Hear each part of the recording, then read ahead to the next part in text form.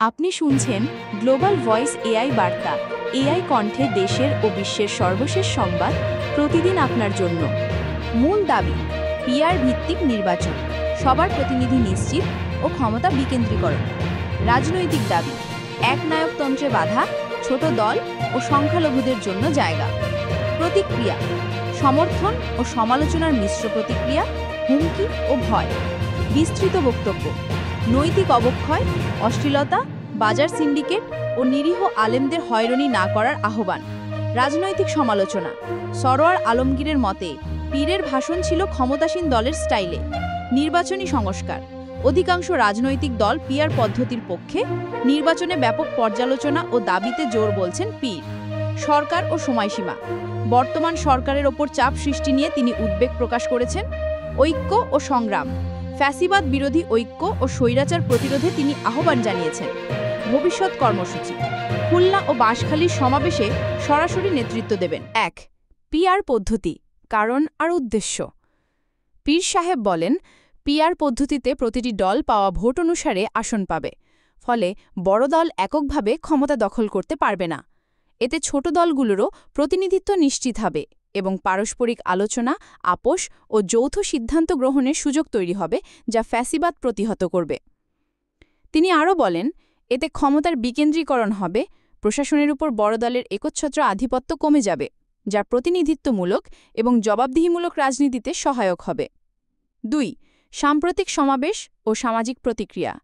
১ জুলাই সিলেটে জাতীয় ওলেমা মাশায়েখ সমাবেশে পীর তার পিআর পন্থার গুরুত্ব তুলে ধরেন। পারস্পরিক আলোচনা, আপোষ ও যৌথ সিদ্ধান্ত বিষয়গুলোতে এটি সহায়ক। রাজধানীর সোহরাওয়ার্দী উদ্যানে তার বক্তব্য ভাইরাল হয়, যেখানে তিনি আওয়ামী লীগের রাজনীতিবিদদের সমালোচনার সঙ্গে পিআরের পক্ষে কথা বলেন। এতে বিএনপি সহ রাজনৈতিক মহলে আলোচনা সমালোচনা শুরু হয়। ৩. সমালোচনা এবং হুমকি। ঢাকা উত্তর ছাত্রদলের নেতা শামীম শিকদার ফেসবুকে জানিয়েছেন যে তিনি পীরের বক্তব্য নিয়ে সরকারি দলীয় রাজনীতিবিদদের সমর্থন প্রসঙ্গে মজা করায় তার বিরুদ্ধে ভয় ধমকি এসেছে। তিনি বলেন, চরমোনাই পীর যেভাবে সরকার দলীয় রাজনীতিবিদদের পাশে দাঁড়িয়ে কথা বলেন, তাতে মনে হয় তিনি আর আলেম নেই, বরং রাজনৈতিক দালাল। ৪. চরমোনাই পীরের আরও কিছু নেতা বক্তব্য। পীর ভাষণের মাধ্যমে প্রশাসনের নৈতিক অধপতন, ভুয়া খবর, দুর্নীতি ও উচ্চবিত্তের অশ্লীল প্রবণতার প্রতিবাদও করেছেন। এসব কণ্ঠে তিনি বলেছেন, নৈতিকতা বিবর্জিত শিক্ষার কুফল সর্বত্র পড়ছে। এছাড়াও রমজান মাসে নিরীহ আলেমদের হয়রানি না করার আহ্বান জানিয়েছেন এবং বাজার দরের ক্রীদ্ধগতি ঠেকাতে সরকারকে ব্যবস্থা নেওয়ার অনুরোধ করেছেন। ১. আওয়ামী লীগের শৈলীতে বক্তব্য, সরোয়ার আলমগীরের সমালোচনা। চট্টগ্রাম উত্তর বিএনপি যুগ্ম আহ্বায়ক সরোয়ার আলমগীর বলেন, সোহরাওয়ার্দী উদ্যানে পীরের ভাষণ আওয়ামী লীগের মতো ছিল, বিএনপিকে কটাক্ষে সেই ঢং তার বক্তব্যে স্পষ্ট হয়েছিল। ২. পিআর পদ্ধতিতে নির্বাচনে অধিকাংশ দলই সমর্থন দিচ্ছে।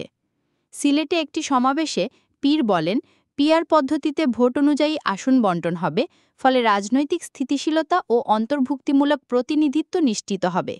দেশের অধিকাংশ দল এ বিষয়ে একমত। ৩. নির্বাচন প্রশ্নে বর্তমান সরকারের চাপ। ঠাকুরগাঁওয়ের এক সমাবেশে পীর বলেন, বর্তমান সরকার নির্বাচনী সময়সীমা নিয়ে চাপ প্রয়োগ করছে, যা জাতি মেনে নিচ্ছে না। ৪. আগামী কর্মসূচি ও সমাবেশ। ২৬ জুলাই খুলনার ইসলামী আন্দোলনের বড় গণসমাবেশে প্রধান অতিথি থাকবেন তিনি। ১৩ জুলাই বাঁশখালীতে তার আগমন নির্ধারিত হয়েছে। ৫. অন্যান্য মন্তব্য ও আহ্বান। ফ্যাসিবাদের বিরুদ্ধে ঐক্যবদ্ধ থাকার গুরুত্ব তুলে ধরেছেন। যৌথ মতপ্রকাশে তিনি বলেন, বাংলাদেশ যাতে আর কোনো স্বৈরাচার বা দুর্নীতিবাদ শক্তিকে ক্ষমতা না দিতে পারে, সেজন্য সংগ্রাম চলবে। আপনারা দেখছিলেন গ্লোবাল ভয়েস এআই বার্তা। আপডেট পেতে চ্যানেলটি সাবস্ক্রাইব করুন, লাইক দিন, শেয়ার করুন। দেখা হবে পরবর্তী প্রতিবেদনে। ধন্যবাদ।